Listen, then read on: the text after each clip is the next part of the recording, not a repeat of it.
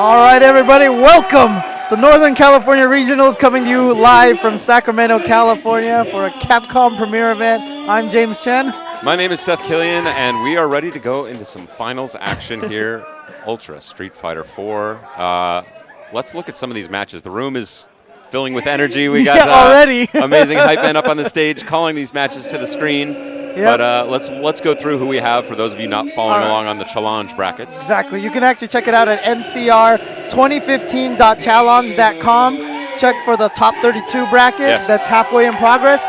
But in winner's bracket, these are the matches that we're going to see. It's going to be GamerB versus Justin Wong starting right away. Kazunoko going up against Knuckle-Doo. Knuckle-Doo, who put Infiltration on his heels yesterday in right. a bizarre but exciting DiCaprio mirror match. 801 Strider going against Daigo. Strider, of course. He's playing out of his mind. Yeah. I have never seen that guy play as clean. He's one of the most intelligent players. You talk to him, you see his insight into the game. Yep. Incredible stuff. Put Momochi into loser's bracket. Definitively, too. Yeah, and then Punko versus Pi Smug. That's one we've been waiting to see for a long time. Two of the craziest, most explosive players in the game. I think Punko playing with a new resilience, a new sort of restraint, if you will, on top of the crazy. It's a lethal combo. Smug, just smart, killer all the way. And then in loser's bracket, we're starting off with Snake Eyes versus Ricky. These guys have played each other plenty of times. Many high-profile meetings in the past. SD Pinoy, probably one of the biggest surprises, hailing from San Diego. Wouldn't be a great finals without a Cinderella story. That's and right. He's put in the work with Bison and worked his way here into the finals. And he's going up against Momochi. It's another mountain for him to climb. Infiltration's going to be going up against EX Pugera. It's going to be an R Kappa team kill. And then Mark Teddy, who defeated Fudo. Mark Teddy playing out of his mind as well. Yep. Yeah. And he's going to be going up against Bon-chan. Who's playing incredibly but got sent to the losers in that mind-blowing match against BJ Unchained. Yep, but you know, Bon-chan, maybe he'll have the last laugh. He's still in it. BJ Unchained has been eliminated, lost to Smug and Snake Eyes. Yeah, Smug and Snake Eyes obviously both players strong enough to beat nearly anybody, so it's no shame in losing to them, but that's one of the dangers of getting one of those really euphoric wins as a tournament player. Yep. You really overcame something amazing, and you're on like an emotional high, and then you crash a little bit sometimes. But we are going to we're going to kick off right here with an amazing match. This is going to be Aver Media's GamerB versus Evil Genius Justin Wong. Now, the question is, who are these players going to use? Because GamerB, obviously known for his Adon, but has really stepped it up with his Elena. Yes, his Elena, he's just put in the work, really, and plays a very smart game. Elena's game is not the deepest science. It's controlling from the right angles, but a critical part of it is that extreme execution, which GamerB is known for and is willing to put in the time and work to make that all happen. Yeah, and Justin, of course, has picked up a rose recently. Indeed. We did see, I felt like his confidence wasn't necessarily there in every situation with the rose. You see him sort of fall back on the Rufus, and that's what we're seeing here again. Yep, this is a rematch from EVO 2010. 2010, wow. Yeah, when GamerB basically came onto the scene put himself on the map, by defeating Justin Wong using these two characters. Kept him out of top 8, didn't he? Yes, yeah, he did. that was a blow up. All right, so we're starting right away. And Getting the feel. Yeah, very standard start for most players, just kind of feeling each other out. Whoa! Interesting, Justin, a little friskiness there. Maybe an execution error. GamerB, of course, going to try to keep him out. Oh, wow. Just a little too far with that Jaguar kick. And I think it surprised even Justin, even though he put himself in a great position. All right, so here comes GamerB getting in, trying to go for those cross-ups with Adon. His jump, very narrow jump, so he's got some tricky jump distances. Yeah, Adon, this is a really dynamic matchup that varies a lot at different distances, but it's also too fast-paced to really call those out for you as we play by play, so we'll do our best. But yeah, trying to feel each other out, and Justin trying to control that neutral space with the jumps because Adon very strong in the air against Rufus's relatively weak air defense. Oh, he baited it out. But no punish from, not a proper punish from Justin, but here comes Justin. Challenges. And a trade, but we're down. It's anyone's round now. Going for chip. Off, and it's not. Oh, ooh. Not quite enough to finish chipping Adon out. He knew he could not forward dash into any other chip move in that situation. Yep. Got to respect. Oh! Both of them going in right at the exact moment, and that was brilliant. And there were also, like, we see the side benefits of that roll approach for Rufus. in that if you're catching 8-on in a Jaguar kick, it leaves him out of position for a possible punish, and Justin picking it up there again. Yep. So nice end of the round there for Justin, but GamerB starting off very strong here. Goes for instant overhead. Justin called it out, though, and blocked it. Great pressure, and GamerB also making an adjustment against that forward roll. This entire series started off with a neutral jump designed to counter that roll that was so effective for Justin last round. So incredible adjustment by GamerB, putting a P on the board, and dominant round 2. Strong round for GamerB, and not only that, but he's sitting on 4 bars and 8-on.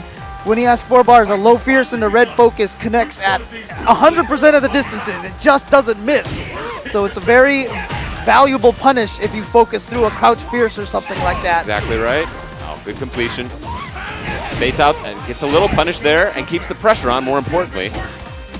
Nice. Got Justin guessing. Got the first throw there. You saw him use the low strong to push Rufus back a little to change the cross-up distance. Great block. Very grand. All right. Justin trying to establish a little more distance, give himself some breathing room to mentally reset a little bit, and catches that forward roll. Now remember, Justin, we mentioned this yesterday. Oh, very good at turtling even when he's in the lead, but goes in here and gets the damage. Not going to quite kill. Of course, GamerB with a lot of meter and the Ultra stocked up, so he can win this very easily with one. Oh, he baited it out with the weight, and yes. Wow. Brilliant stuff.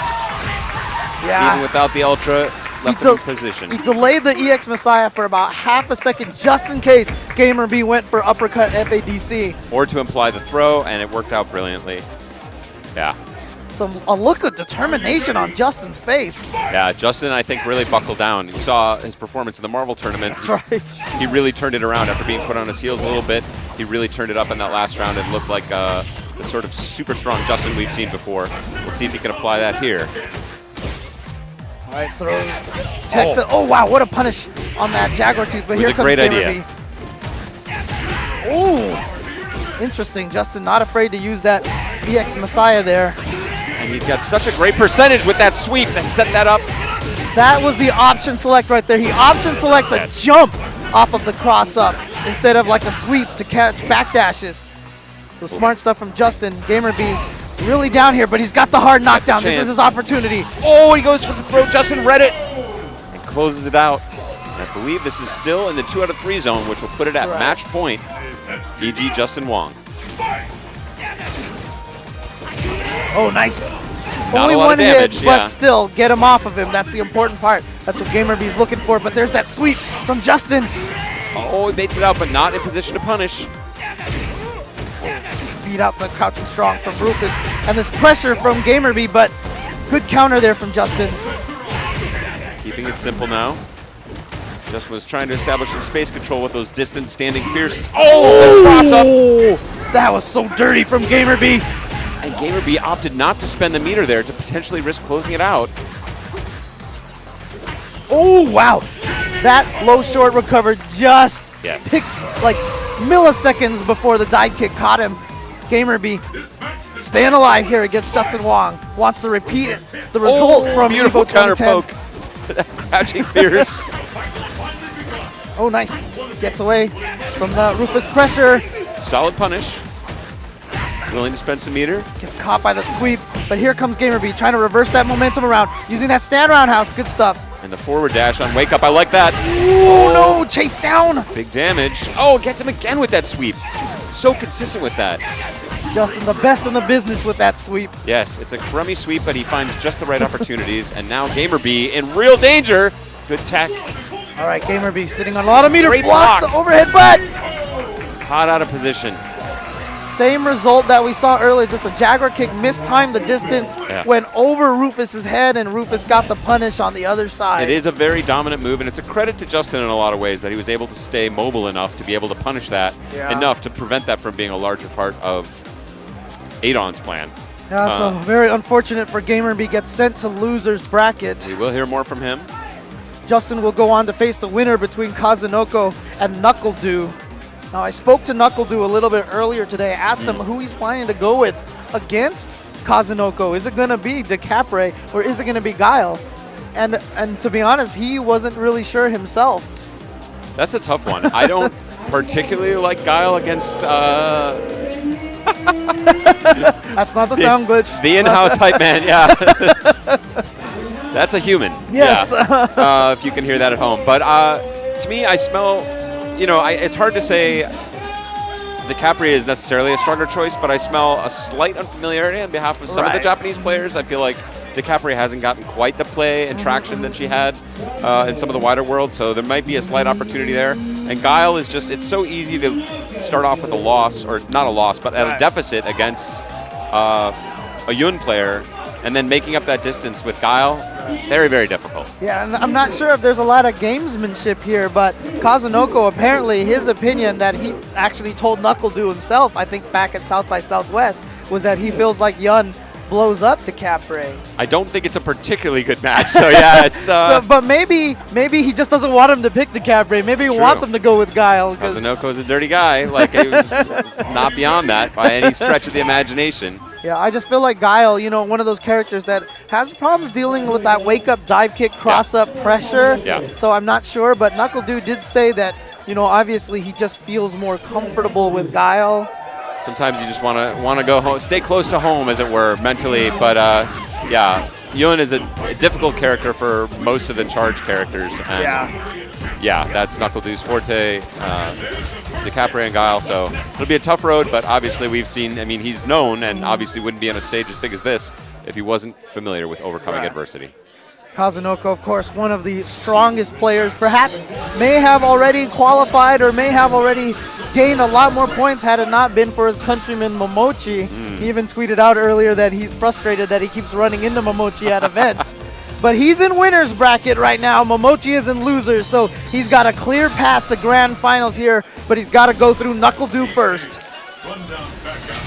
And he is going to go with Guile. Will be Guile, keeping it solid, keeping it simple. And again, yeah, the mobility of Yun also makes it hard for DiCaprio to get some of her setups going on. Right. But we'll see. He's going to have some work to do. But NuckleDu's the man to do it. He's a very dynamic Guile, and we'll see if he can make that work for him. Wow. All right. Starts off right away with a flash kick punish on the shoulder. That's the thing, too, is that most of the time you can maybe bother Guile by knocking him down and going for mix-ups. But NuckleDu likes to hit buttons, but not hitting enough of them right now. Oh, no. 2 command throws. And oh, no. What? Kazunoko just burrowing into that head, boring into his brain with a message he will be it's going to be hard to forget. It's funny because it's a tactic that's existed since vanilla, which is FADC off of normals, but nobody does it. So when it happens, people don't have the natural reaction, inclination to do anything about it. So when Kazunoko did stand strong, FADC command throw, caught everybody by surprise. And of course, he is just correctly reading NuckleDu's sort of, I guess, tendencies and rhythms. Rhythms. Oh! Nice FADC to get under there. All right, NuckleDu looking very strong here this round. Important trades, brilliant stuff. He knew he had to commit, and that's a free punish. Kazunoko basically risked it on that shoulder. If he had hit it, he would have been able to land a lot of damage. Yeah, potentially. All right, so NuckleDu with a great start. Oh! And a back fist right to the face at the beginning of the round. Oh, here comes Kazunoko. He changed his mind at the last second there about what he was going to anti-air with. He's got to battle his way out of the corner. Oh, there it is, the red focus. Very smart. Goes for the reset. Oh! NuckleDu won't have any of it. Oh, nice anti-air. And another great challenge there. But wake up low jab, something Kazunoko very capable of doing. So if you're going for something like an upside down kick against Kazunoko, you got to make sure you time it early. Very carefully. Kazunoko, I would say, wake up jab is, I don't know, if I feel like if I ran the numbers, it would be one of his top wake ups, which is, I don't know what that says. Says something more about his opponents than him almost, but yeah. And talk about a murder face, like, Ooh. I don't know. He looks pretty serious. Yeah. Maybe not murderous exactly. He's just missing the evil of a taquito there. But yeah, definitely a very concentrated face that we can see here. NuckleDu smiling a little bit. I don't like those kind of smiles in these situations. Yeah, it's always dangerous. Serious time, man. But he did decide to stick with Guile. He went to character select, but he chose to stick with Guile. He's even thinking about it even now. He's got a sort of a, too late. He played well, but Kazunoko, yeah.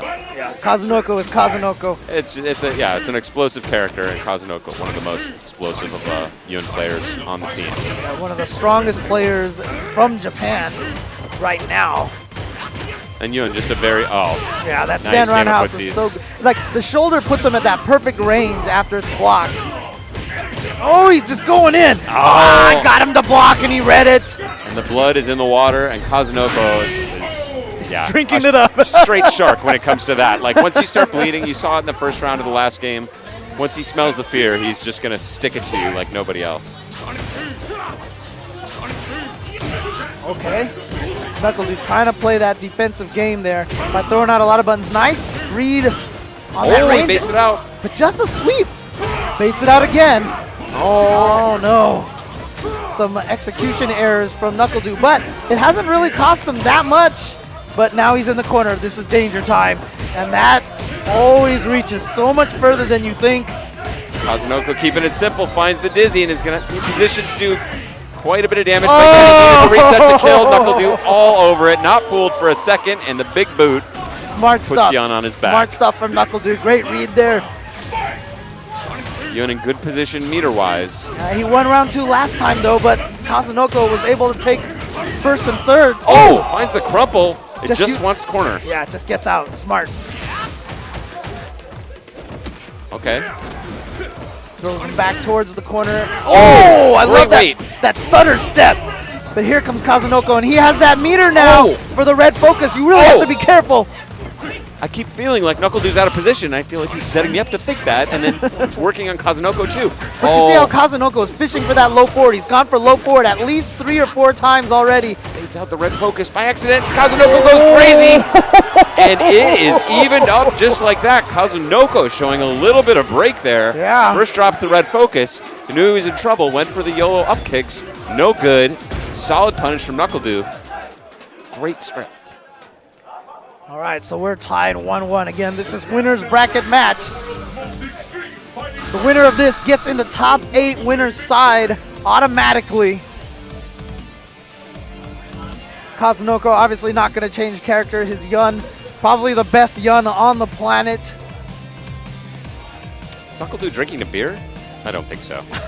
I think he's legally allowed to drink a beer. I asked him how old he was. I was like, wait, you're not old enough to drink yet, right? And he's like, no, I'm 18. And I was just like, dang. 18 years old, 18 years young, NuckleDude on the world stage here at Northern California Regionals. Up against one of the best international players on the scene, as he has made a name for himself as similarly one of the greats. Silencing a lot of doubters in the process. Last year. Holding that position with the double jump back, good stuff. Not getting into one of those scrambles with Yun and picking up the scraps on the table. He's doing a good job countering the dive kick pressure, but Kazunoko manages to get in with the shoulder. And a great read from Kazunoko. NuckleDude has been very consistent. He's done a lot of wake-ups. He is a guy that likes to hit buttons when he's getting up. It's risky for Guile. Interesting, missed it. It looks like, he did it, not a reversal. What? And Kazunoko actually didn't hit a button. I'm very surprised. I like that NuckleDude did it as a little bit delayed ultra, but I'm gonna give that the spice of cleverness, but I cannot endorse the raw ultra as like you do that's the embarrassing math where you're like, I'm down this much. I bet a raw ultra would do about that much damage, and your opponent of course knows that. A little too spicy for you. No good. Oh, okay. This time he has the FADC to save stuff. Well, Kazunoko's recognizing that he's low blocking, and so that's why he's still charged after the dive kick. Caught Guile in the feet on the dive kick. Gets the corner carry. Good tech. Good tech, yeah. He knew he was going for that standing roundhouse. Like I said, that's one of the things that Kazunoko really likes to do. At that distance. No booms are coming here. But he countered it. Not able to complete on the ground. No! And he's just crouched under the jump attack. NuckleDude. Now they're both at match point. That was so bold. There were so many ways that Kazunoko could have blown that up, and NuckleDude bet it all. Now Kazunoko's very dangerous. 4 bars, of course. That gives him 1 EX, maybe command grab, also 1 low forward into, or that, just to get in. He's pushing towards the corner. See, now here's the thing. Low forward into shoulder is not a true block string, and you know that he's fishing for that into the red focus. So if you know that, you can try to punish it or focus. Got the corner position, life lead. Oh, here comes the Kazunoko up wakes kick. up. There it is. Watch And out. letting him pass here. Oh, good backdash. Oh, There it is, tricky that stuff. normal FADC. Returning the favor. And then a right to the face. Oh. Another one. Missed but it. But here comes the red Kazunoko focus. The second fierce miss, and this is going to open up the door for Kazunoko. It's going to be right down to the wire on this follow-up damage. Oh! Ooh. Oh, he's not in. A double KO! A double KO! We're going to a game 4. We are going to a game 4, ladies and gentlemen. Woo! Boy, both guys playing their heart out. Wow. I am applauding sitting Wow. here at this card. This is amazing The stuff crowd here. is going nuts. And I think both of them are probably kind of annoyed at the double KO. 'Cause you feel like you left it all out there on the carpet, and now you got to go again. Let's see what these competitors have in the tank still. Good challenge, air to air. Oh no, here caught him in the comes low Kazunoko, roundhouse. yeah. And again, just right there with a meaty low short, close to stun. Momentum is building Kazunoko's way.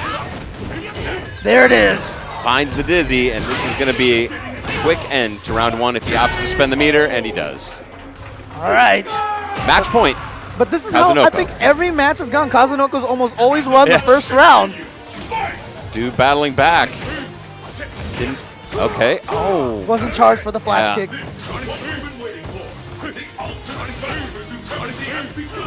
One of the critical things that Do is doing, well, aside from struggling with that, which he has done all round, is a lot of people that play charge characters, and particularly Guile, will throw Sonic Booms at the earliest opportunity when they have the charge.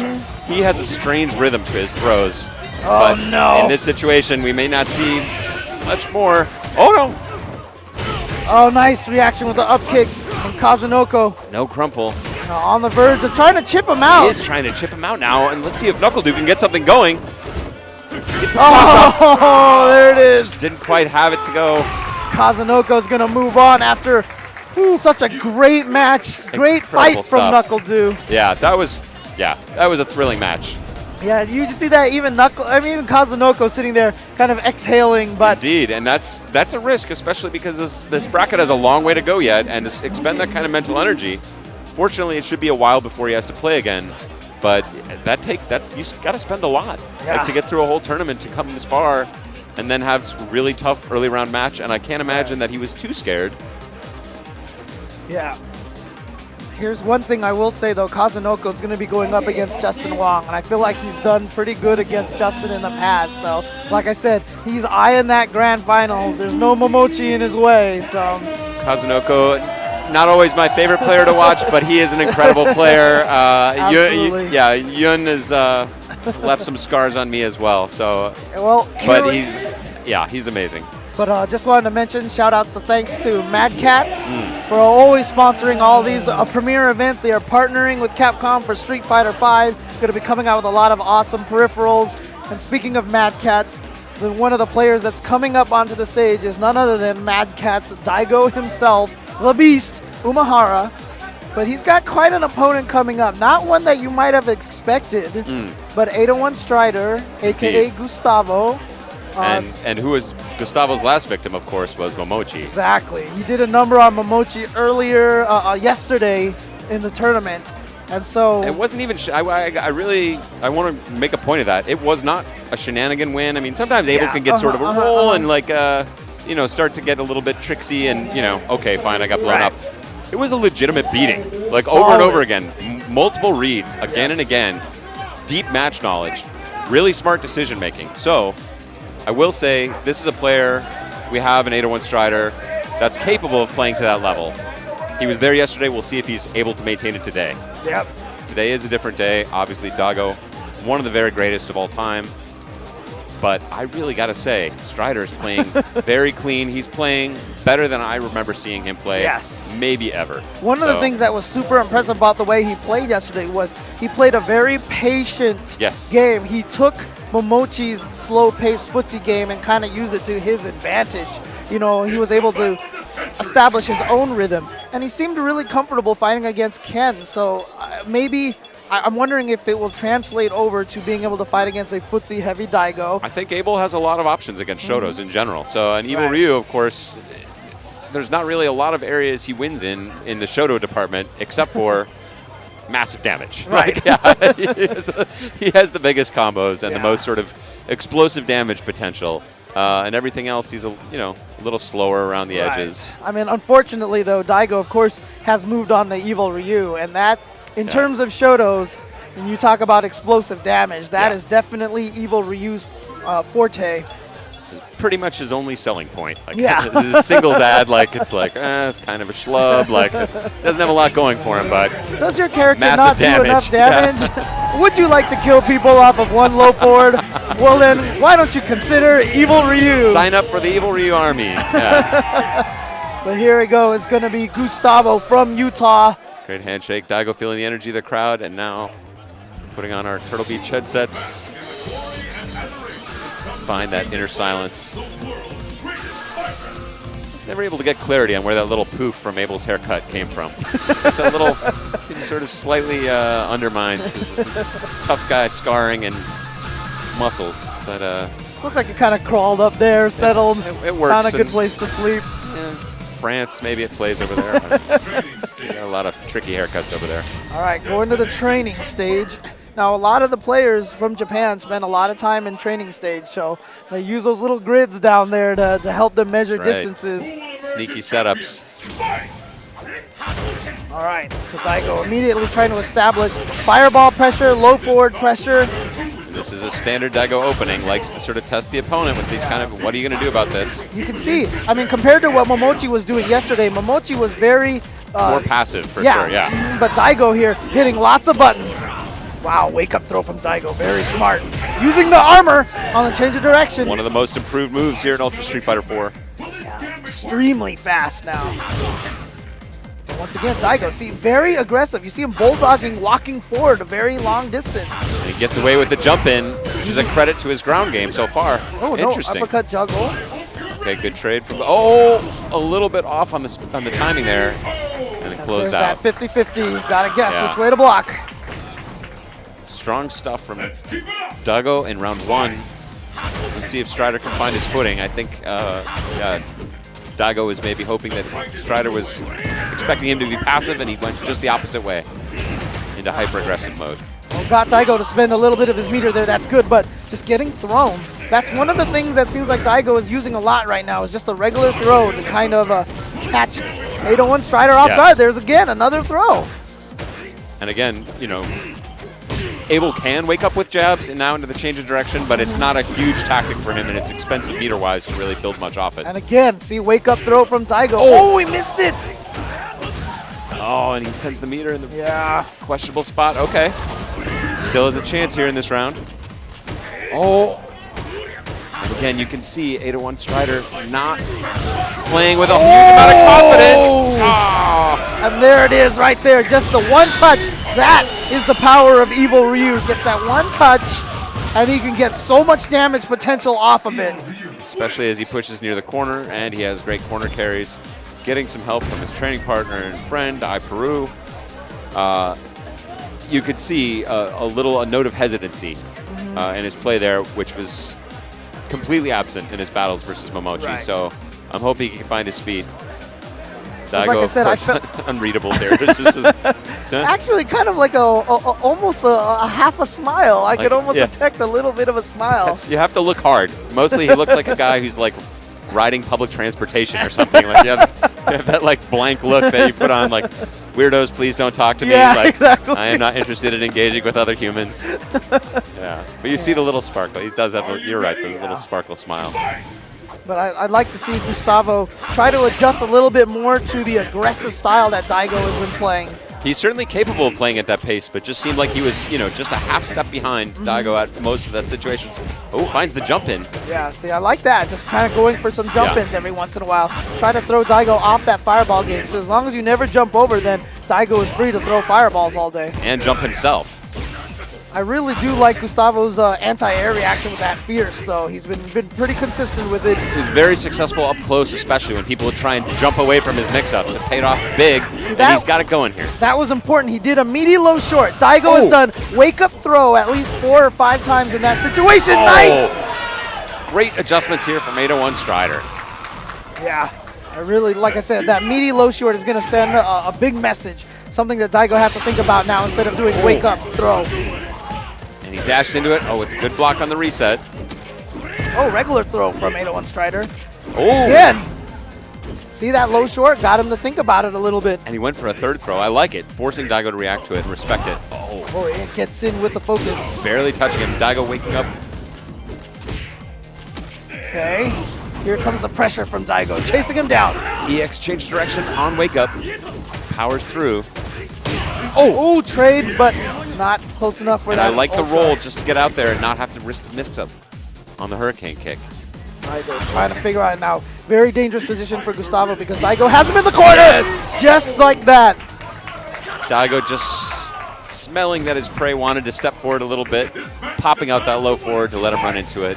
Closing out the round. It's game point, Umahara.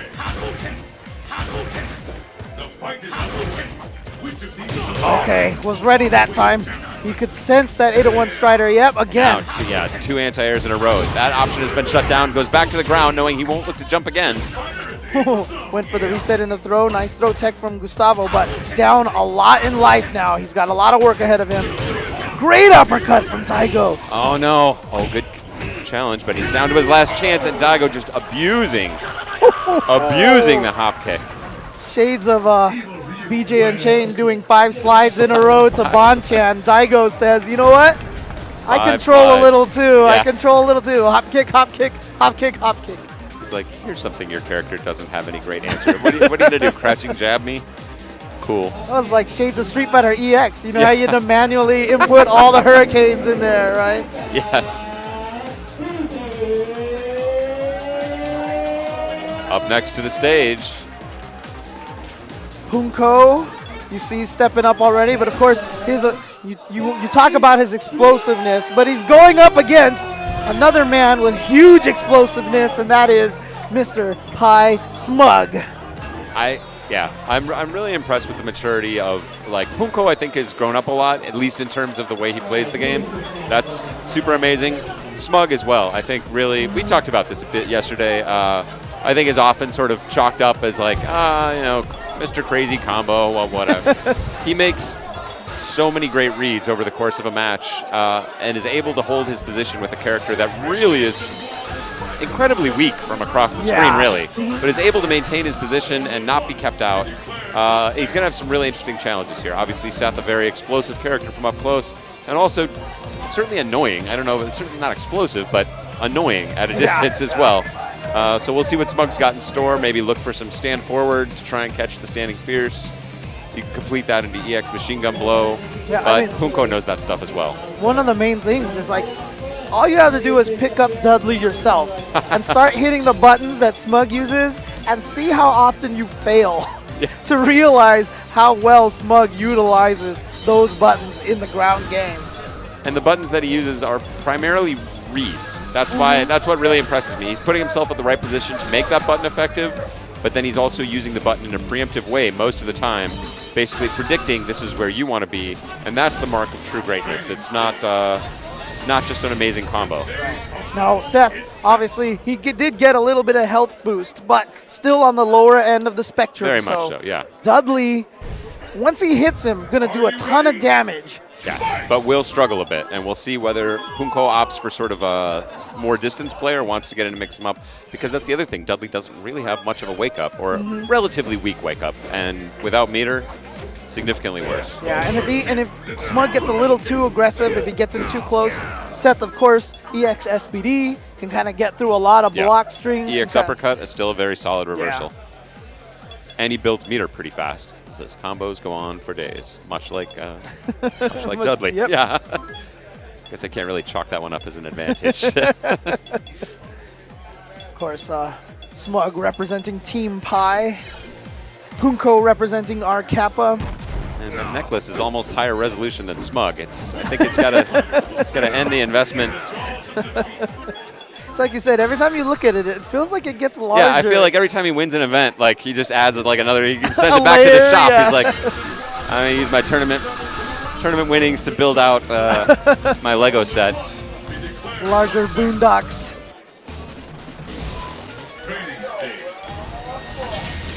All right, so here we go. Punko versus Smug. Round 1, game 1, still in winner's bracket. And Smug has not gone. Smug has gone with the Ultra Combo double. Punko sticking with Ultra 2. I like that option from Smug because then he can go through Sonic Booms with Ultra 1. Oh, Smug with a double dash on the chase. Oh, already Seth down, almost half life. He's throwing out a lot of moves, trying to scare Smug off, say, I'm hitting buttons, but Smug just going right in. Oh, and that should be the round. Yeah. Well, if he wants to spend the meter. Oh, he doesn't even need to spend the meter. Never mind. Never mind. I just have faith that he'll have it. There's something that Dudley can do in this situation. All right, very quick first round there. Oh, here we go. Dashes right into the jab from Smug. And it's a corner carry as well, so now he's stuck over there. Of course, Seth, very good at getting out of the corner. Good tech, but Punko looking a little lost here. Okay, good escape. Wow, a raw just goes raw. Spin kick. I think maybe anticipating perhaps a backdash. And now he has Smug in the corner. Smug gets out. Not without taking some damage, though. Ooh, another counter. good uppercut. Oh, there it is. Just got the meter for the EX. Oh. Explosive stuff from Smug. And really, the damage differential. Smug's early aggression paid off in a big way. Punko never really found his footing in his match. Never had more than, like, you know, a quick combo into the beginning of a series. He's never able to get his roll going. Smug picking exactly the right opportunities to reversal. Super strong stuff. And this is 2 out of 3 action. I believe the entire runtime of that match was about 4.8 seconds. So we'll see. This vaunted match I was really looking forward to. Maybe over. Yeah. Punko. Oh, Punko! The shirt is off. The shirt is off. Apologies to everybody at home. I repeat, the shirt is off. Does he have a tattoo on his? No, there's just smut on our monitor. Oh, on our monitor. Yeah. If he had the Seth tattoo, I would have had to flip out. It was like at the perfect area. Okay, finds the low strong and no completion from Punko. All right, here we go. Punko getting a little bit in now. Getting some momentum now. Yeah, and this is what he was missing the entire first game. Okay, good challenge. Oh, Smug had the button out already again. Goes after him, goes for the counter hit low fierce. Oh, wow, he just walked into it. Wasn't a true block string. These guys are swinging at it. Try to get in there. Smart jump back to avoid the situation.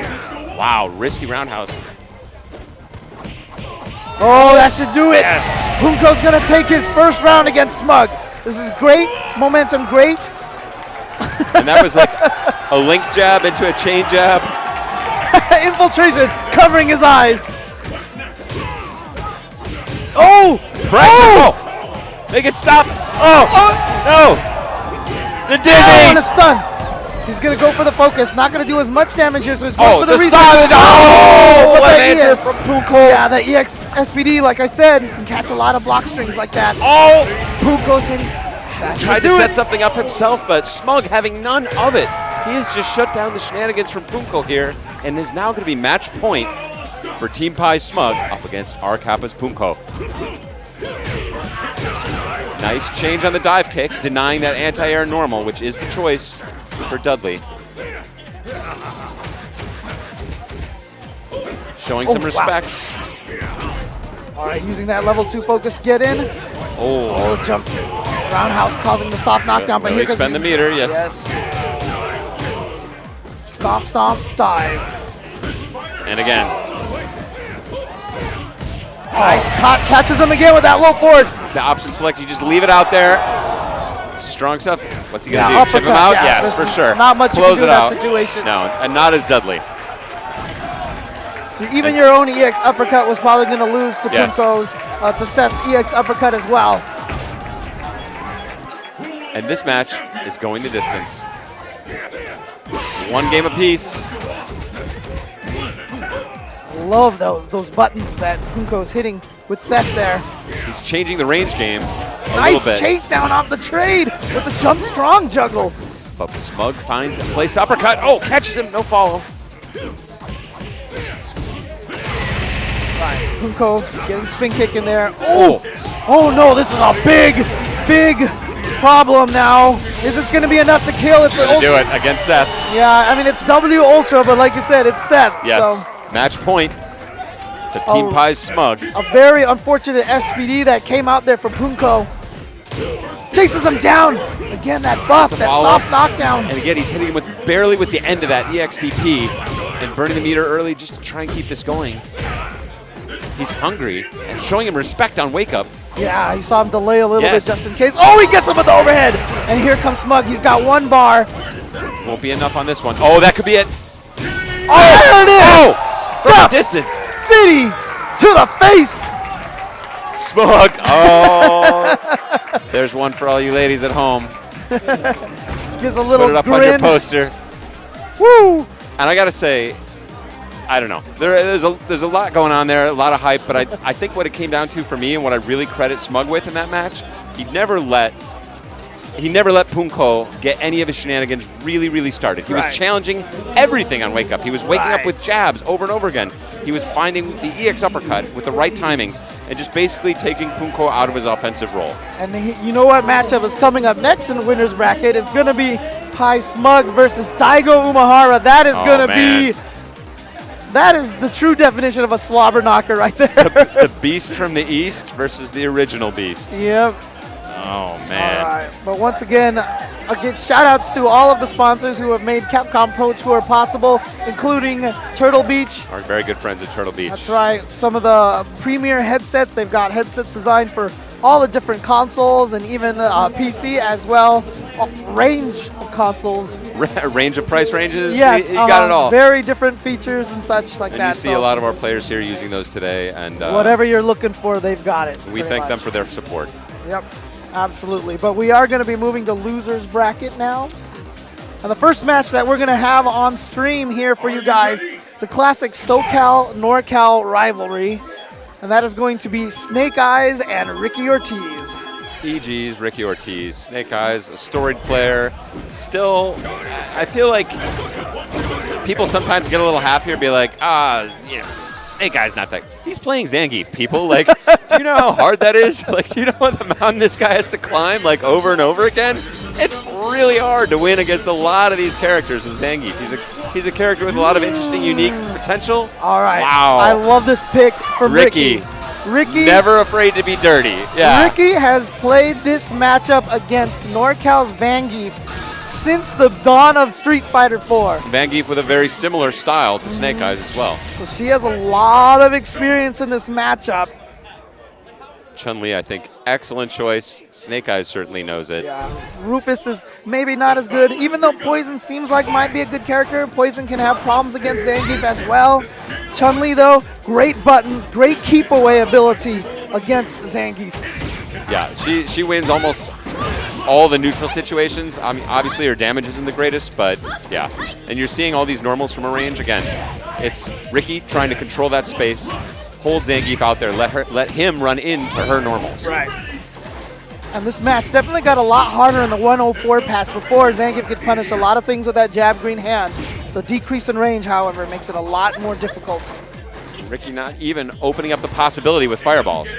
How many? Are we having an issue? Technical issue?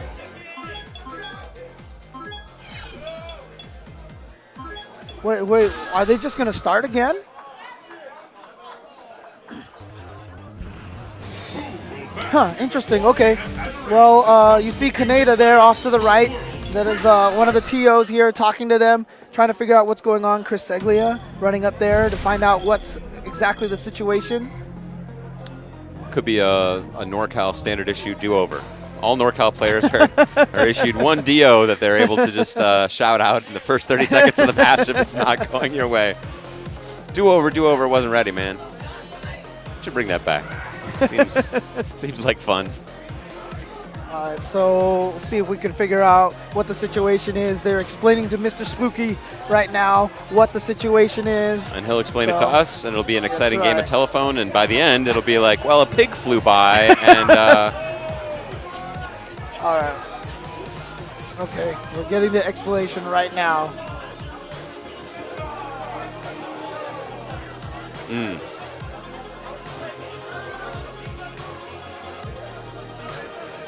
Okay.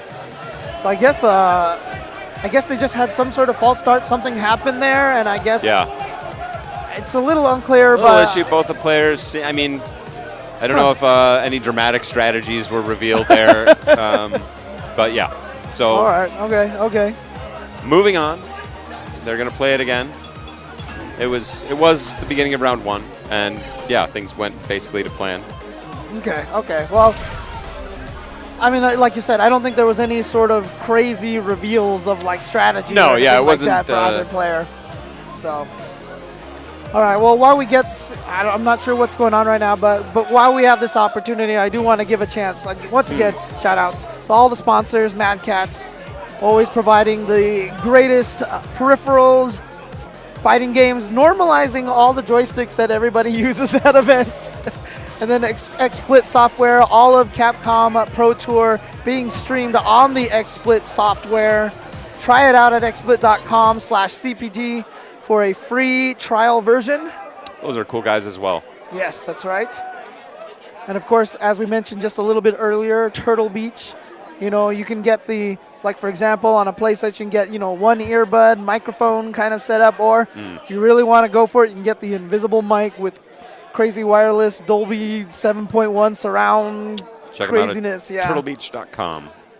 And here you see one of the latest models that they are producing from Mad Cats, the TE2 model, the latest in Street Fighter joystick technology. I like the lines on those TE sticks are starting to remind me of like when they update Mercedes models, where it's just like, we just put some new sculpts in here so everyone knows you don't have the 2015.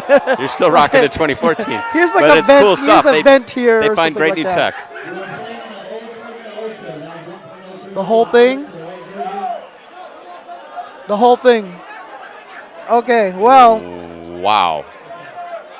Okay. So I think we got a little bit of clarification here. Yeah. Okay, guys. We'll just start it. We'll just start it here. Let's start with the good news. If you like Street Fighter, we got more Street Fighter coming your way. Yes. So basically, let's run that back.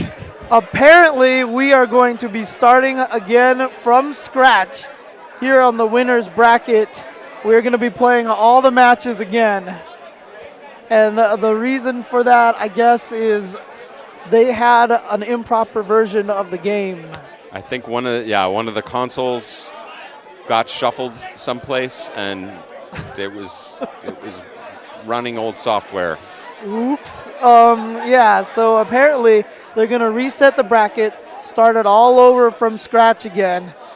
But like you said, the good news is we get more matches this way. We get to run it back. It's an exciting first. Yep, exactly. So that was just a dry run. We were just practicing here. Now we're getting into the real stuff. So, yeah. It's true. Yeah, I don't... Kind of an unfortunate situation here. It is, like but hey, we get to play some more Street Fighter, and it'll keep the salt mines full for days. Yep. People will cheer and boo, but we get to play some more matches with some incredible players, and from where I'm sitting, I can't be too upset about that. So obviously, this is a very difficult situation, not ideal from anybody's perspective. Yeah, apologize to everybody at home. I know a lot of people are gonna, be talking about this for a little bit, but these things happen. Everybody's human. Everybody makes mistakes, That's and right. that's for anybody that hasn't run a tournament and is thinking about running it. Everything about running tournaments seems real easy on paper. Like you look at what's involved in terms of actual, like, I gotta move some boxes and plug some stuff in, and it's pretty much the. No, it's the core of these events is the 8 million things that can go wrong. Yeah, I mean the and interesting how you thing handle is those. The 1.04 patch changed a lot of small things, right? Yeah. And one of the biggest obvious ones was the jab green hand. And I think that's pretty much how they figured it out at that point in time. It was one of the more apparent things in the match, and right. They were, Right, because I had mentioned as well that it used to punish all these things. And then even after SPD, you use it to gain a little bit of distance, but I think he gained like the full distance. So and they can tell that immediately. Yeah. Yeah, so unfortunately, just to be fair to everybody, they are going to restart the whole thing. So, I mean, that's the right thing to do. It's the right thing to do. I think in this situation, obviously these are a super tough call and a kind of decision you have to make in a tight spot with a lot of people watching. Right. Very difficult. But yeah, we've got some new matches coming up. We got some new matches, which are the same old matches. Oh man, but yeah, again. Second verse, same as the first. Unfortunately, this has happened, but it's just a good note to the game developers. Put the version number in big numbers, during the versus select screen or something. Don't like look that. at me, man. I can say this one ain't on me. Yeah. Well, again, so let's go down the brackets of what we're going to play against. We're going to have Gamer B versus Justin Wong. Justin originally won that one. It was a very close solid, match, yeah. And then Kazunoko Knuckledew. Unfortunately, we had that amazing double KO. Double KO and a tiebreaker match, and Kazunoko had the momentum going into that, but you remember he looked very strained, so that could be another one that goes down to the wire. Right. And then 801 Strider versus Daigo. Daigo took that one pretty solidly. He did. He seemed to have Strider on his heels. And then, of course, Punko versus Smug. Yeah. We're going to have that run back. And then we will be back to the losers bracket with Snake Eyes versus Ricky. And then, as I said, SD Pinoy versus Momochi. Yes. Infiltration versus EX Pugera. And Mark Teddy versus Bonchan. Yeah. And I guess while we have a little bit of time here, I could talk a little bit about those matches that are in the losers bracket that we haven't got to. Sure, yeah. So one of the interesting things about SD Pinoy versus Momochi, if you think back to final round, Jerron Grayson, also a Bison player, fighting against Momochi, did very well, caused Momochi to switch to Elena. I gotta say, I think Bison handles Ken in particular pretty well. So I'm not sure what to expect out of that match coming up. There has been there's discussion of the fabled triple option select from Ken, and the details of which you can read on your favorite outlets someplace. I think that may have an impact in the Bison fight, but Bison in general is, I think, a strong character against Ken, so it's a good pick or a good draw for SD Pinoy. The nice thing about Bison, teleport and maybe EX Devil's Reverse can kind of blow up that little option select because the EX uppercut will miss on all of whiff. those. It's just completely invulnerable, And so after that, like I said, Infiltration versus Pugera. Of course, this is a team kill here because both players sent out here along with Punko by R Kappa. Yep. So unfortunate, but that's just how the brackets line up. Yeah. So that's always when you have great players, they end up facing each other in the finals. R Kappa's going to be the last place that's going to be calling for a bracket float here. And Mark Teddy going up against Bonchan. We saw Mark Teddy 4 rounds straight against Fudo earlier, so that was incredibly strong stuff. And again, Mark can be a little bit streaky in the sense that he's very much a heart-driven player and plays. When he's on an upswing, I think can go absolutely toe-to-toe with anybody in the world, but he's been playing very, very well this weekend. I think really strong stuff, including in some matches. G-Dragon is maybe not as high profile as some of the other guys quite yet, but Guy is a scary mirror match. And Mark played it really, really well, so I'll be excited to see that. And Bonchan, maybe with a little less experience against Guy, we'll see how that goes. Yeah, and he kind of broke. It's kind of interesting. He broke the second place curse that Bonchan had. He won the Red Bull Kumite, defeating Tokido. Earlier this weekend, Hype Spotting concluded as well. If you guys don't want any spoilers on who won Hype Spotting, mute your stream right now. But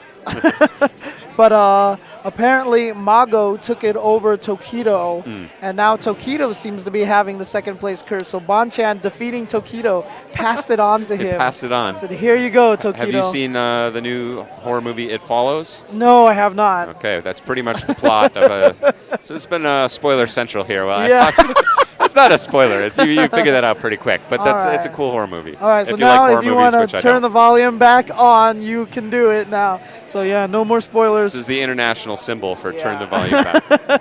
But Hype Spotting 4 did take place this last weekend, also on the Capcom Fighters channel. So Yeah. they have been putting up the matches very quickly as well. So great. I know on the Capcom Fighters channel on YouTube, a lot of the Hype Spotting matches are out there already. Yeah. So definitely check those out. Some great stuff going on. I've been over there. saving that to check it out later, but yeah.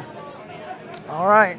So Look once forward again, to if it. you guys are just tuning in and wondering what is going on, we had played through 4 of the winners bracket matches. Unfortunately, we found out that there was some version problems with the version that we were playing on. And so despite the fact that we've gone through 4 of the matches already, they are all going to be replayed because obviously, even though they're small tweaks and the players didn't notice them at the time, there's a lot of differences in damage and all sorts of little things like that. With the close matches, again, Yeah. it's a difficult decision. That's the call that came down. So, Yep, so we are replaying all 4 of the winners bracket matches.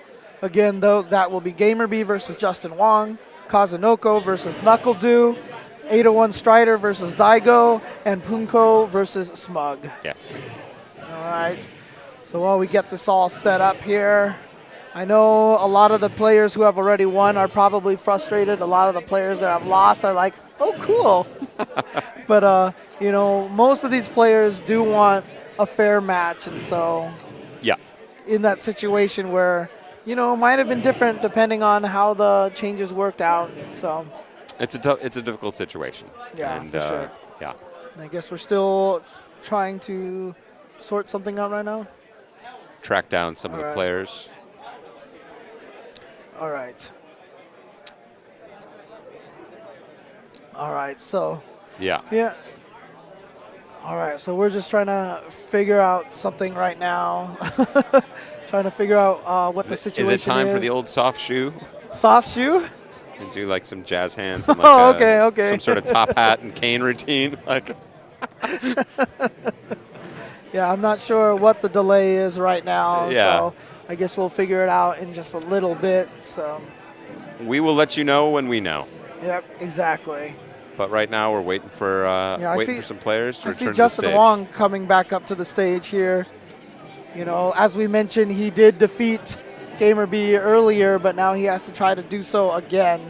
So I'm sure none too pleased, but, you know, if he's Hey. done it once, he should be able to do it again. So, Norcal, you got to prove it. yep. It's the hard way.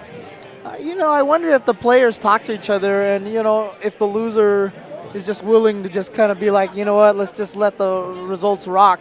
I wonder if I wonder if any of the players would be willing to do that.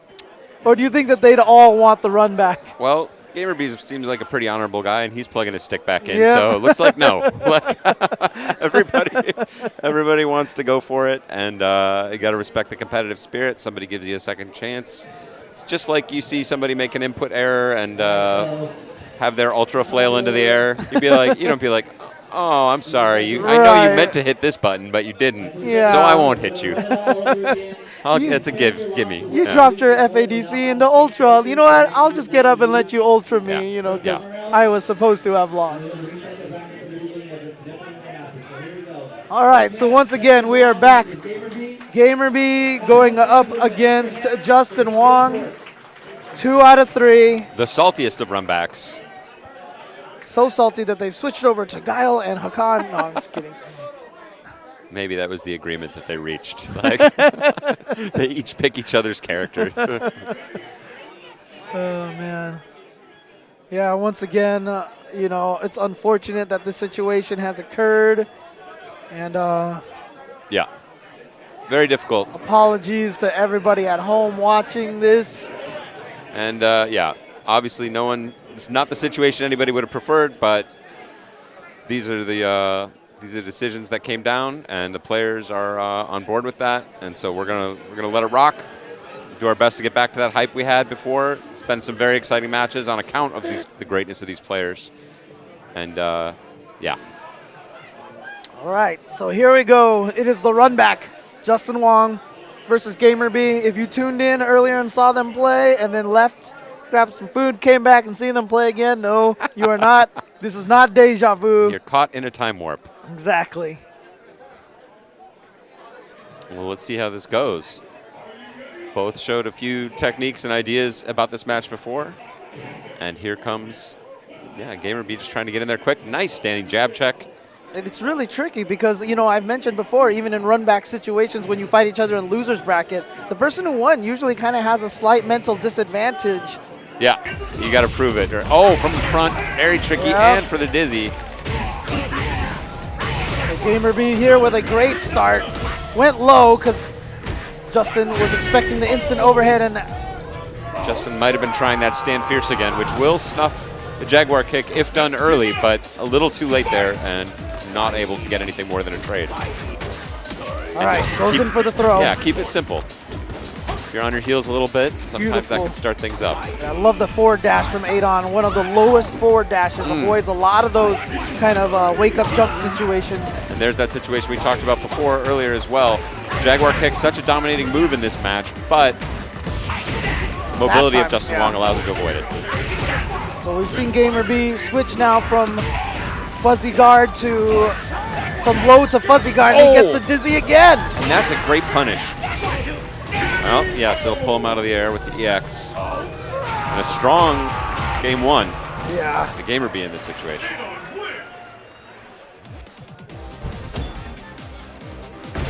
You know that Justin probably pretty flustered right now, but it's a very tough one. Yeah, let's see if he can gather himself here. Yeah, part of mental strength is adapting to new situations you haven't experienced before. So. Yep. Good pressure. Oh. Ooh, wow. Go with the throw and then just goes for it again. And Adon slipping through there. Gets the throw, puts Justin into the corner. Trying to keep his pressure going with those air Jaguar kicks, but Justin gets over, drops his own combo. Crouching jab to keep him on the ground, crosses up. And then jumps over. Smart stuff from GamerB. Justin just wants out, finds the neutral jump. Oh, wow. Ooh. Whiff jab. Shades of Mike Watson right there from Super Turbo days. I don't know how anyone gets to own that. All right, here comes GamerB getting that air Jaguar kick, and again with that jump roundhouse. And that was the end of him in the first game. GamerB applying great pressure And those once sweeps, he gets in. Yeah, that has not been something we've seen Justin land yet in this game, which was so important in the first meeting. And that's something we did see a lot, was the Jaguar kick going over Justin the first time. Nice dash back. Oh no! Not sure if he was trying to do that and trying to hit Justin out of something. Chases down the back dash. Back dash right into that one. No uppercut FADC. He's gonna let it rip. And the forward dash read properly by GamerB. Just like that, it's going to be match point. GamerB. Justin's got to dig deep. Not much in the bank in terms of meter. Oh, nice. Oh, great does punish. he complete? He did not have the meter. Let's do a proper completion. Got to be careful because GamerB has a lot of meter now. Okay, good successful block from Justin there, but GamerB trying to keep the pressure going with those Jaguar kicks. He's using it to counter the neutral jumps. And great addition of the jump back fierce there in his anti-Jaguar kick arsenal.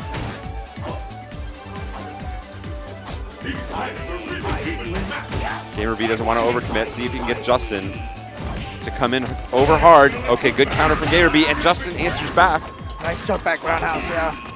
Oh, here it There comes. it is. He's got he punished the crouch tech from GamerB. GamerB a little too antsy with that button. Now Justin with a lot of meter here. Can chip him out. Oh, doesn't even need to. Just gets the ambiguous dive kick. Takes game 2 over GamerB.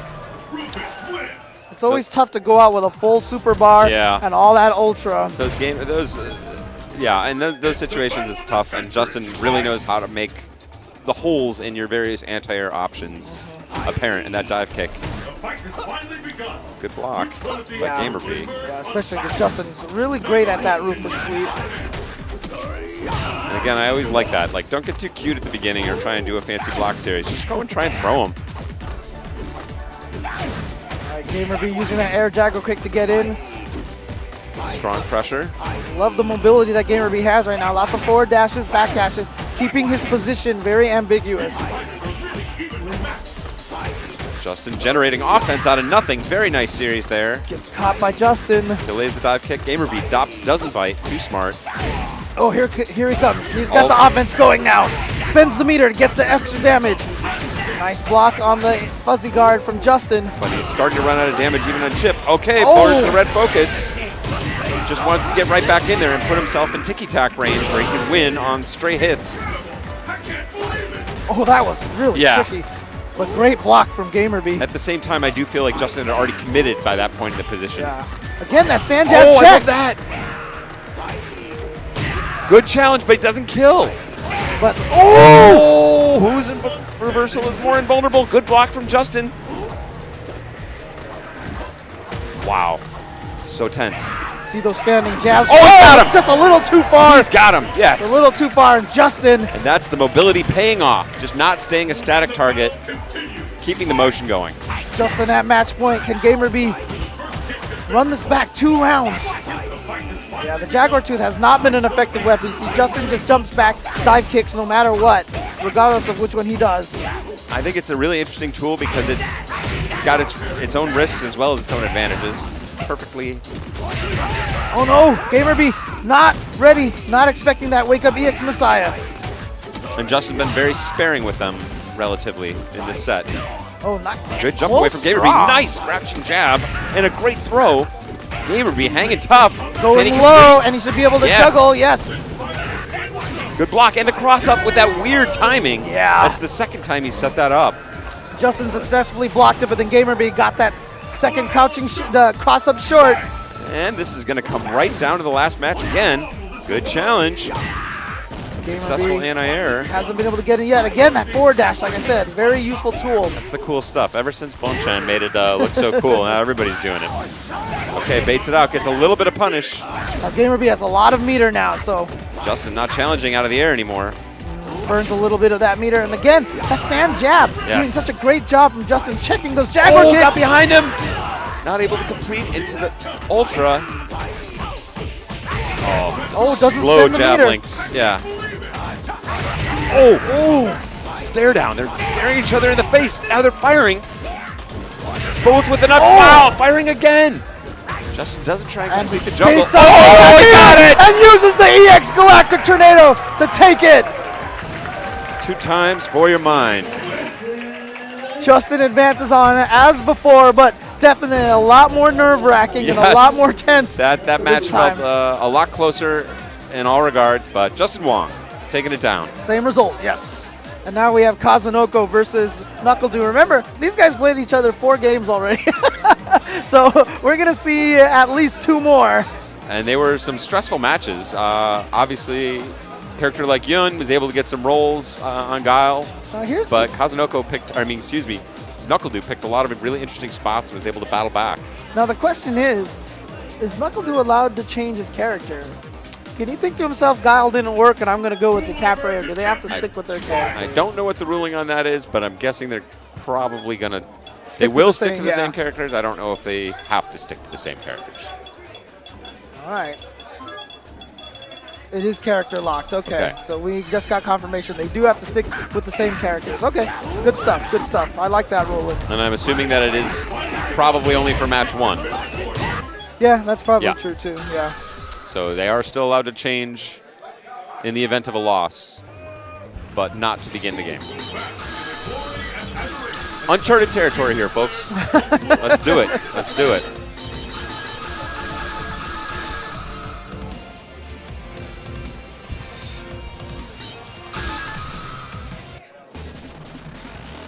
All right, so here we go. NuckleDu, Kazunoko. The zombie NuckleDu given a chance at life again. Playing Guile. Let's call him Charlie Nash for this Brought match. back to life. He's back. And Kazunoko, as we remember, was sweating pretty hard at the end of last one. Let's see if he's had any thoughts. Oh, delayed get up. Very strong stuff. Yes, gets the juggle and another fist. He knows Kazunoko likes to move, likes to hit buttons, and caught him with an additional back fist. Oh, wow. Just walking into those EX Sonic Booms. And something actually shut down the EX Lunch Punch, which is maybe the first time in Street Fighter history that move has actually been stopped. Oh, nice overhead from far range. A really clean round. Yeah. Like, he kept Yoon out successfully the entire round. Never let him get anything going, which is really hard to do. Oh, here we go. He's getting close. He's gotten in, closing the distance. Nice completion. Okay, great reactions there from Kazunoko. And just goes right in there with the meaty crouch strong. Baits out the flash kick, gets Knuckle to spend meter, so now he has a little bit more leeway to attack. It's just all over him. Oh! The dizzy, and again, for anybody new to the game, your dizzy meter does not drain while you're blocking. So that block series he was doing, not actually doing any damage, but keeping the dizzy meter as full as it had been. And then that final hit, able to push him over the edge. Again, we saw this the first time. Knuckle doing a great job cutting off dive kick ranges by throwing out those stand fierces. And he might have had just one little hole in his game there, and that's all it took for Kazunoko to get in and be all over him. All right, Kazunoko, 3 bars and an ultra. Kazunoko with one of the best at reacting with that whip dive kick and the up kicks. Now look what Knuckle trying to create space for himself. Nice. Calls out that fake block string. Gets a cheeky overhead in there. Oh! Denied! How did he know that he was going to do the red focus on block? That's not even the right time to do red focus. How do you read that? Well, Duke did it. He read it. He did the... Dude did the... Yeah, I don't know. They're not a sponsor, so screw those guys. Oh, man. Baits out the flash kick. Oh, again. With that offensive crouch roundhouse, Two and gets big the hits. stun. Oh, And he fires it wow. off. Not going to connect. And he clean. Now Knuckle Match point. Knuckle match point. Just like that. And the battle continues. Yep, And that good is punish. He loves that opener, and he's opened with that in this series of games multiple times now, from the previous match to now. I mean, he's gotten through the Sonic Boom a couple of times with the shoulder, but you can see that's the risk of doing it. But that also just shows you flash kick, which should be the obvious strong option. He's so intimidated by Knuckle-Doo's play that he's willing to go to these lower percentage options. Oh, and he reads that, yes. He's a monster. Smelling the weakness And the stun! And Just Knuckle like takes that. it. And the salt will flow. Yeah, you can see the look on Kazunoko's face. He's like, it is what it is. Very Buddhist koan there. It is what it is. It is what it is, yep. Words to live by. And Strider, a man who's also maybe had some time to do some thinking. And yeah. But here's the interesting thing. You saw Kazunoko come up, and he kind of had this look like, man, we got to do this. You see Daigo walking up there. He just had this grin on his face, like, oh, that means I just got to beat you another 4 rounds. Honestly, this is I'm willing to drift straight into cornball fruity territory here. Daigo really does not sweat the small things like this, like flight delays. This guy doesn't care. I mean, nobody likes flight delays, but rather than exploding about it, complaining to all your friends, like griping about it, sinking into those moods, just shrugs it off, smiles. It's like, the man. it is what it is. The man was jet lagged a long time ago. Slept on a college campus table. It is what it is. So you know what? I'll get my sleep wherever I need it. I'm not kidding when I'd say that's a source of his strength. He doesn't hold the little things. There are some players we've seen who are powered by anger. Yes. Or hatred or revenge or whatever. And those are some powerful engines. But Daigo doesn't let those kind of things bring him down and has been able to find great success. One of the interesting things here in this run back, however, is that Gustavo has opted to swap coaches. Uh-oh. He's fired I Peru, and now XSK Samurai is sitting by his I side. Peru has been benched. That's kind of interesting. The player benching the coaches. That's a new one right there. 801 Strider, I'm especially interested to see this run back, not only because I was really impressed with the way he plays, but he is a super great student of the game, and I guarantee you, even when he lost in the last time these guys met, he stared at the screen and was thinking. You could see him thinking. He didn't just get up immediately and walk away. He was like thinking about the things he made a mistake on or what he had learned from that match. So we'll see if he's able to translate any of that into what we see on screen now. But it was definitely a case of Daigo being very aggressive, challenging step kick a lot, But Daigo got a lot of game out of the throws early on, and there it is again. So it's one of the things that Strider has to be wary of. See, right there, he went for a carrot throw. Yeah, it's such a difficult position, too, because when you jump over, he does get that nice uppercut position. Oh, interesting. Wanted to stand fierce, potentially. Nice. Just answering back. Wake up tornado throw from 801 Strider, trying to give himself some momentum. Gets Daigo to spin the meter. Oh, he's in there. Oh, he goes for the reset instead of using the ultra, but again, Daigo very willing to challenge. Oh, he's got a chance here. He drops it, though. And he's shaking his head. He knew that was his. And he left dinner on the table. That's right. In the immortal words of the philosopher, IFC Yipes. Gotta finish your plate, son. Round 1 to Umahara. Strider trying to find his distance. There it is. There's the jump in. Gets the knockdown, trying to chase Daigo down. But again, like I said, those uppercuts. Wow, and look at the neutral jump. He smelled the EX change direction wake up. Oh, he's in the corner here. Is he going to go into Hurricane? Yep. Oh, he's doing fancy combos versus Abel. Wow, wake up, stand fierce into red focus. Okay. I'm adding that to my list of things. Oh, and that killed. I didn't know. Yeah, wake up. Killed. Wake up, double hitting, stand fierce. That was pretty rad.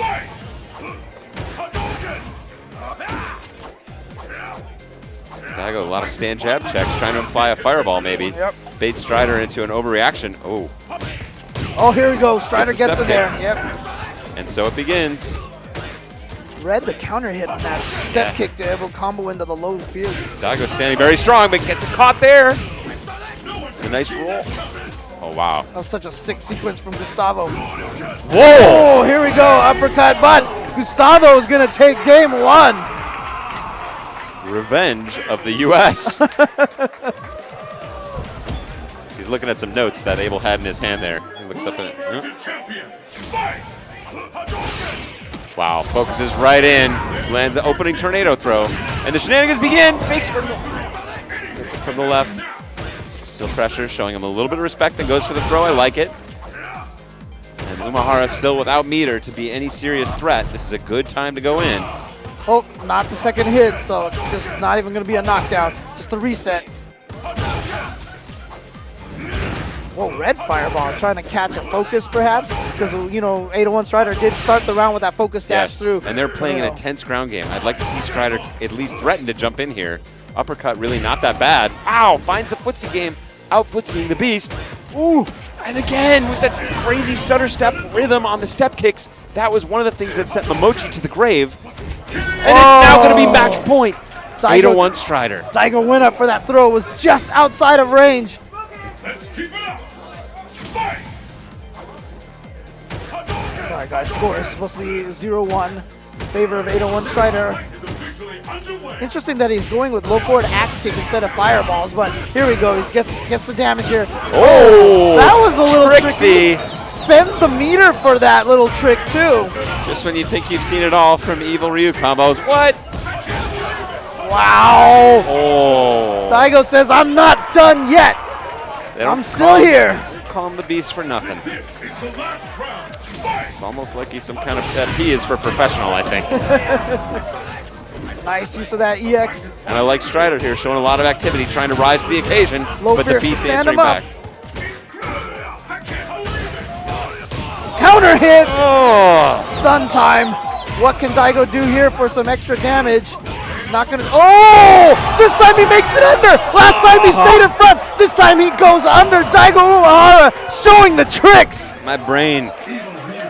I think Daigo might have been thinking about holding on to that one for a little while longer, and he's like, nope. Again, between rounds, you saw a little hint of a smirk there. And Daigo upping the intensity by a lot, but Strider hanging tough here. Oh, wow. Just wake up. Reversal uppercut. You don't care, and he's smelling. Oh, wake up, change of direction, powers through the crouching strong. I like that 801 Strider doesn't dash forward every single time on the step kick. Exactly, showing a lot of restraint, really throws off the opponent's expectations. Good measuring of distance from Daigo there, comboing to the Hurricane at max range. Setting it up. Oh, wow, Daigo all over it. Day3 Strider will have one chance to escape. Finds it. And then catches him with a low forward. Daigo, the beast, at match point. Not sweating the first game here. He's still poised to take it. And he's going to have the focus cancel ability right at the beginning of the round. There it It is. is. And he's going to start with big damage now. It's one mix-up into potential stun. Oh, and that's Ooh, exactly yeah. the distance I kept talking about. So difficult for Able to escape. Oh, and Strider had that. He had the hit on the step kick, but didn't confirm it, and Daigo should be able to finish this off. And yes, Daigo Umehara advances again against 801 Strider. Wow. Well, I was excited because we saw 801 Strider elevate to an exciting place. And Daigo's like, oh, we're turning it up? We're turning up the volume here? Is that what's happening? Okay, let's turn up the volume. But see, And turned up the volume, man. Like, that was, yeah. it's a great lesson. It's something that I've repeated on stream many times, in that one of the goals that you should always have when you play a fighting game is to win with as little as possible. Show as few cards as possible. So you saw the first time they played, Daigo was able to win just by playing his basic game. But then, like you said, as soon as 801 Strider, turned up, up the ante, Daigo's like, fine, now I'll start showing these crazy little I'm going low strong to FADC spend a little tricks. resources mentally and show some of my juice. I think I wrote an article about that. I think the year was 1943. Domination 101. That is I right. think it was exactly one of those. Check that out in the SRK forums. Look for all of your old Domination. Or don't, yeah. It's Like, a very that's- different Seth Killian. It's a very no different one needs Seth to read Killian. those. No one needs to read those. But shout outs once again to Mad Cats, always supporting the fighting game community, coming out with a lot of great products these days. And as I mentioned, hinted at earlier, they're teaming up with Capcom for Street Fighter V. They're going to have a lot of things, not even just joysticks, new pads, all sorts of crazy peripherals. Exactly. For Good stuff all from your good fighting people. game needs. That's right. Yeah, but you should read those Domination 101 articles. You really should. Next match. If we weren't already in an exciting place, we've got returning to the stage. Our Yep. Kappas, Punko, up against Team Pi, Smug. Yep. So nice, we had to play it twice. Another good handshake. I like the expression there from Punko there. Nice smile. I like that. And this is a difficult one, too, because I feel like as Punko, when you've already removed your shirt in the second match before, is that a card you get to play again? What is the impact of a double true. shirt removal? What's the ruling on that? Can he remove his shirt again, or does he have to remove his I don't pants? know. I'm not sure. Oh, no. All right. I don't need a ruling on that. Although I would respect if he had like a skin-colored shirt that he was wearing underneath the first shirt, so he could fake us out that he was taking off his shirt, but then have a second shirt that he could continue to remove. That would be amazing. That's when I try and follow the mind games of Punko.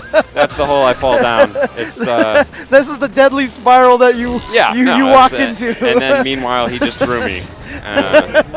Well, I'm here plotting. Oh man! All right, Shirt so here we trolls. go.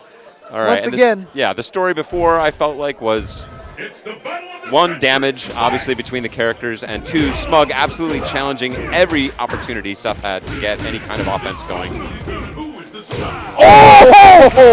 So much damage! Ow! Pain! That just hurts. Pain! And now very close to Dizzy. You know he is. Okay, he should be safe now, but Yeah. He's fighting his Still way back out right at the down halfway lane. down a lot in life. He's got a lot to make up. But Seth, one of those characters, very capable of it.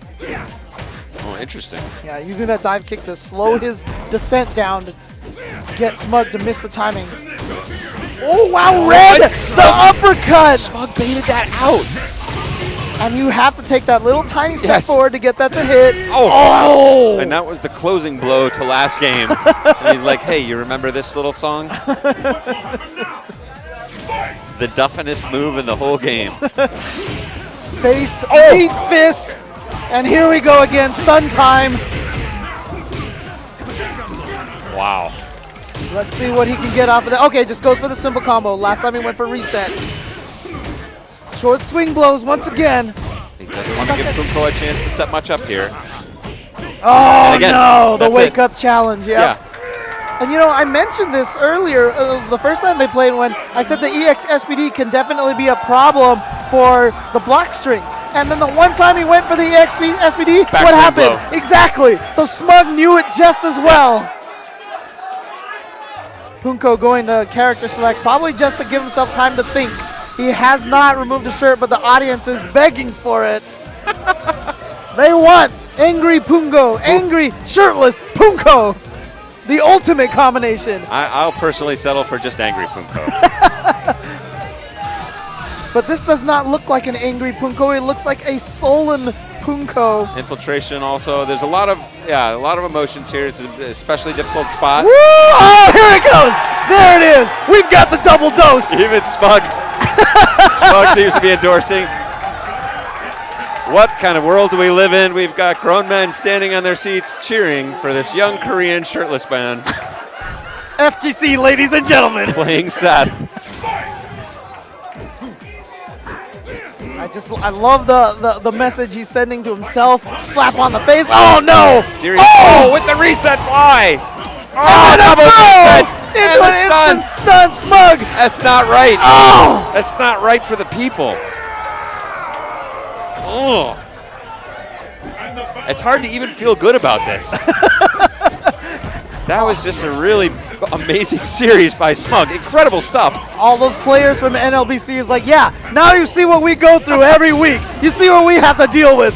All right, now Punko firing back, saying, no more shenanigans with these resets. I'm ready for you. Okay, good Smug's anti-air. still challenging, yeah. Oh, again, he caught him on the backswing blow. Punko now catching up. Finding Smug's pace. Oh, Smug challenging that little head stomp trick. But not able to complete out of the combo. No uppercuts. Oh, the low. Oh, no. Doesn't matter. You missed one Dangerous. combo, leads right to the next Very one. dangerous. Oh, he lives. Oh, it's an overhead. Fuzzy guard, jump jab, and Punko even gives him the handshake, says, you know what, you deserve that because I don't even know that was an option. Punko going to have to go back to the drawing board on Dudley, and that, I think, is why a lot of the international players have been so excited to see this young guy known as Smug and invited him, as you said, to the Topanga World League. Right. This guy is putting a character that I think a lot of people had just written off, not just on the map, but looking like a serious contender to maybe go the distance here today at NCR 2015. Yeah, I mean, literally that character went from, this character's okay, he needs more, then Smug played him, and now everyone's like, he's too good, he's too powerful, this character's way too good. There's no higher compliment than Yeah. to take something that everyone had written off as junk and turn it world class. But that's the genius of them fighting games, Yeah. is the ability to create. You're given a box of tools and you can make the most of it, and in your own unique kind of way, find somebody who fits your style.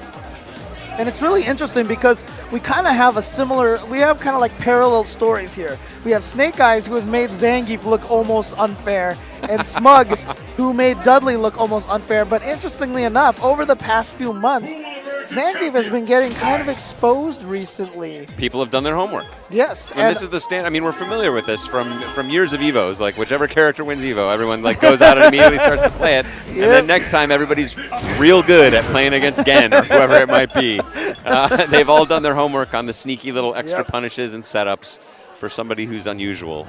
And it's usually also a very similar path that Zangief takes in every Street Fighter game. He always starts out feeling like he's so good, and then by the end, somehow he finds his way to middle tier or bottom tier. Yeah, it's always I like to get in on the grapplers in the early days of any fighting game because Yeah. it's the salad days before everyone has figured out how to blow up your dumb tricks. But here we go. This is where we left off before we restarted everything. This is Snake Eyes versus Ricky Ortiz. And Ricky, again, is going to put on these these range moves, wanting to control space. Stand fierce, stand roundhouse, Crouch roundhouse. crouch roundhouse, great poke. Zangief not really able to punish that unless he's willing to spend meter. Yeah, I mean, one of the key things that Snake Eyes has is the stand short with punish in the green hand. Yeah. But the beautiful thing about Chun-Li is you have to be at a range to avoid her normals where you can't get the whip punish. Oh, he tried to punish that with the jab SPD, just a little out of range. Crouching strong, very good. Basically every single button Chun-Li has is pretty good against Zangief. Oh, nice. I like that option, but Creating a little distance. Ricky sensing too close to the corner there. that was so far. Oh, with Snake that. Eyes! All right, Snake Eyes taking round one. finding his way in and just hanging tough. And that's the thing. Chun-Li never, and none of these situations does she do a lot of damage. So, yes, she controls the match. She controls the pace of the entire game. But, yeah, suspect losing out on the damage and just letting Zangief find his one big opportunity. Yeah, and also, just, you know, if Zangief gets in, then it's a nightmare for Chun-Li because her wake-up capability is very much on the low end of the spectrum for characters. Oh, I love that chase down on that stand fear, showing a lot of confidence. Ricky just following up on the backdash, punching Zangief in the face. And now it's starting to drift out of the range of possibility for Snake Eyes. Especially since Snake Eyes doesn't have the 4 bars for EX screen hand. Oh, okay. Got Ricky to overcommit, and there it is. Yep. The door is reopened. Just like that. And now also, well, let's see. He's still quite a ways from super. Safe jump setup. The hiccup. Oh, big stand roundhouse, letting Zangief walk into it. Oh, nice whip punish on the. Oh, what a throw tech. Who's expecting that in that situation? And Ricky burns the meter. Just push Zangief back. Oh! Oh, but not a full punish. Oh, he was going for and he dropped it again. Oh. And Snake Eyes actually had an opportunity for another EX screen hand there, but Ricky, fortunate. Wow. Double scramble situation. Both competitors left it on the table there. All right, nice air to air from Ricky, keeping Snake Eyes at bay. Reaching, throwing out those normals, let him run right into him. Don't overcommit. That's the game plan for Ricky here. Okay, that's punishable. Oh, good. Solid punish. Yeah, great punish. Not spending too much to try and get out of there. Snake finding that standing strong, but I mean, very, very limited options from where he's standing. But as you saw, once he gets in, it becomes very dangerous. Yeah, against her normals, Ricky doing such a great job keeping Snake Eyes out. Yeah, and there it is. She was just waiting for that jump. And then the EX Fireball, which now causes the knockdown. Maybe I could say the magic words that it's going out of range for Snake Eyes so he could get something amazing started here. Okay. As if on cue. Commentator. Oh, from the front! Oh, trying to chase down the backdash, but Chun-Li's backdash. So fast, yeah, so fast. Not the longest range, but very quick. And again, we have moved into loser's bracket. So all the previous 4 matches, the loser was sent into loser's bracket, but this time the loser will be sent home. Ricky Ortiz up 1-0 versus Snake Eyes. Good pressure. Finds that pile driver. Gonna eat all that gray damage for basically 45%.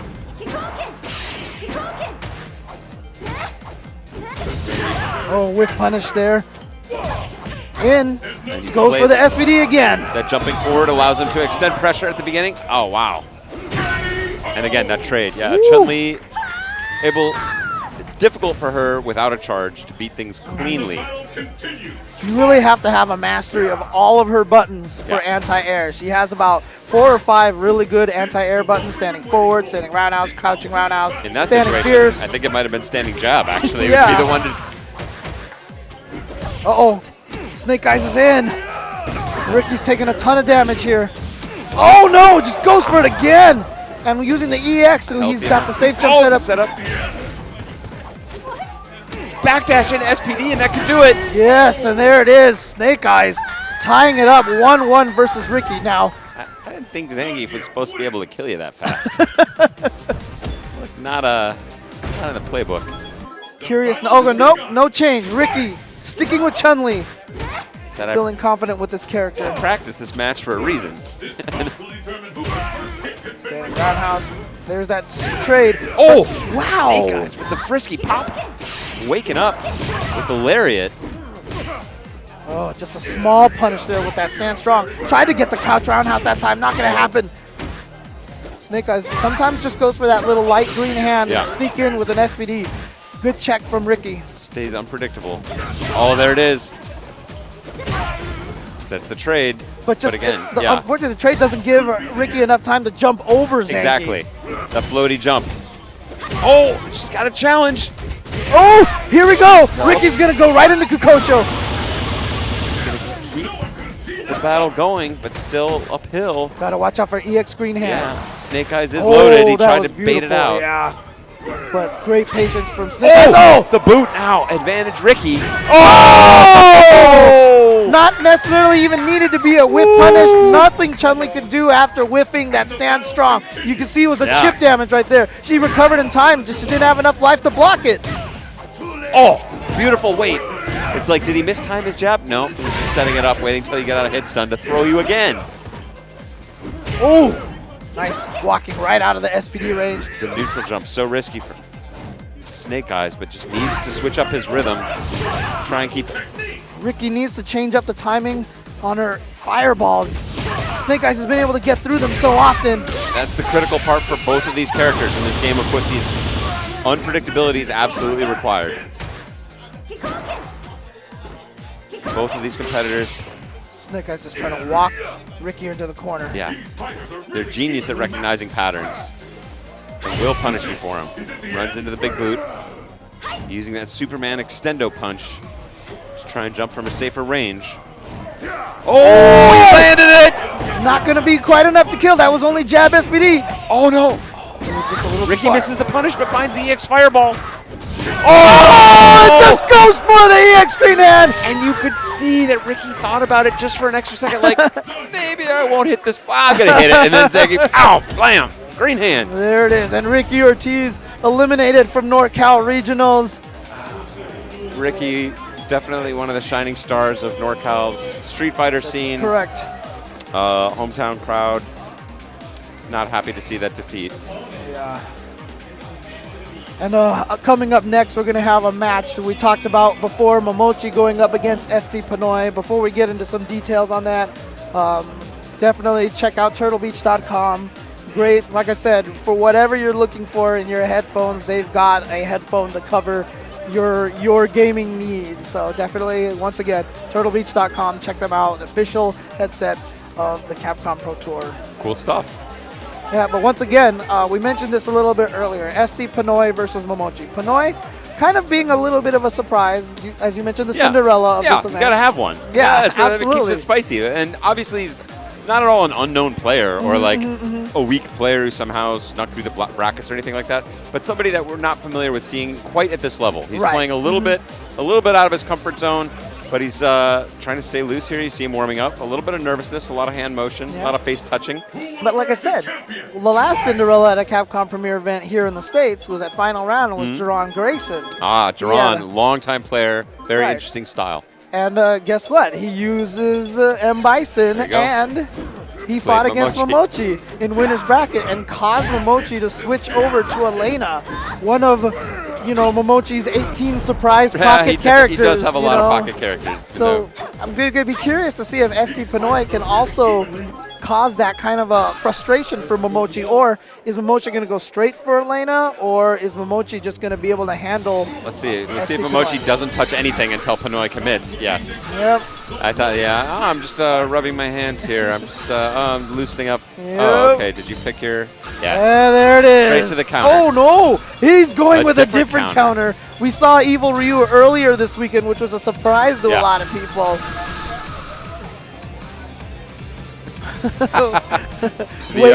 Waiting for someone to pick their character first. Yes. The Arturo Sanchez I'm talking to this guy over here. Oh, did you already pick your character? Oh, well, I guess I'll just counter you. Now remember, when Momochi revealed his tier list in Ultra, he said the only two characters that were S-ranked were Akuma and Evil Ryu. So maybe, he's thinking to himself, I really need to go to one of these higher damage characters.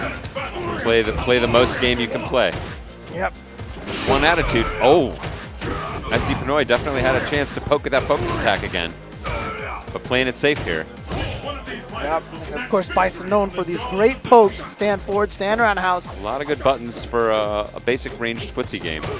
Not so great for the explosive damage potential. So I really liked what Pinoy was doing at first. He was just sitting back there playing very carefully. Then he went in for one scissor kick, was distanced improperly, and took some damage. Now, back to that original game. I'm not sure about that jump either, but yeah, showing a little bit of aggression. I really like the neutral game he's playing, and that's been what's got him here so far, is this kind of commitment. And there it was again, and it was also in the position to punish, just like you mentioned before. If Momochi had gotten that low forward in there, then that would have been just a gigantic chunk of his life. Blow up. Momochi also setting a little precedent with the focus attack, seeing how willing SD Pinoy is to really swing at those with standing forward, which seems fast but has a little bit of recovery, especially if it connects into a focus attack. Yeah, the main key for caught him. He's going to create the opportunity here, but Gets SD out. Pinoy smartly. So Pressure. the key thing for SD Pinoy was in that fight, there was no reason for him to be the aggressor because Momochi wasn't even walking him towards the corner, and he was doing it, even though it was a little bit, it was very slow. I don't like that from SD Pinoy. That the devil's reverse is very well known to every good player, and he got properly punished in the dizzy. They basically threw that entire great performance in the first round away. Let's see if he can battle back. Bison does struggle, I think, when playing from behind, but Mochi closes it out. Yeah. That was Fast and Furious, or wait, no. I'm not going to say that. All right, so now he seems to be wanting to play more of this ranged game again. Yeah, the devil's reverse. Building a little meter, that's what he's doing It's there. fine. Even then, I think there's dangers. You lose a lot of position depending on where you land. But see, he took a bunch of damage again for doing the scissor kick, for being the aggressor. He needs to play very carefully and pick his moments. And he dropped a little combo there as well. And Bison, absolutely a character you cannot afford. I mean, no one can ever afford to leave damage on the table, but Bison least of all. But the important thing is that Pinoy is walking Momochi into the corner. So he's winning and without taking any damage. Oh no! That's the thing. Everyone talks about Bison's amazing scissor kick pressure in the corner. As a former Bison player, like, you go one too many times to the well with that one. Yeah, they just jump back and hammer you with it. Well, that's the key right there, is once you start going for the scissor kick pressure, you have to throw out the EX headbutt, the EX head stomp and, to catch the jumps every once in a while, because it does a ton of damage, and it's such a great discouragement tool for those neutral jumps. Going back to his good neutral game, but now with the damage deficit. Oh, beautiful from Momochi, dashing in for the throw. Okay, good teleport, but no. All right, once again, this is loser's bracket. Momochi is up 1-0. I wish, I don't know if Pinoy has a coach in his corner, but I feel like a coach could be valuable in this situation. Because I feel like he had all the elements of a winning game there. He just didn't quite stick to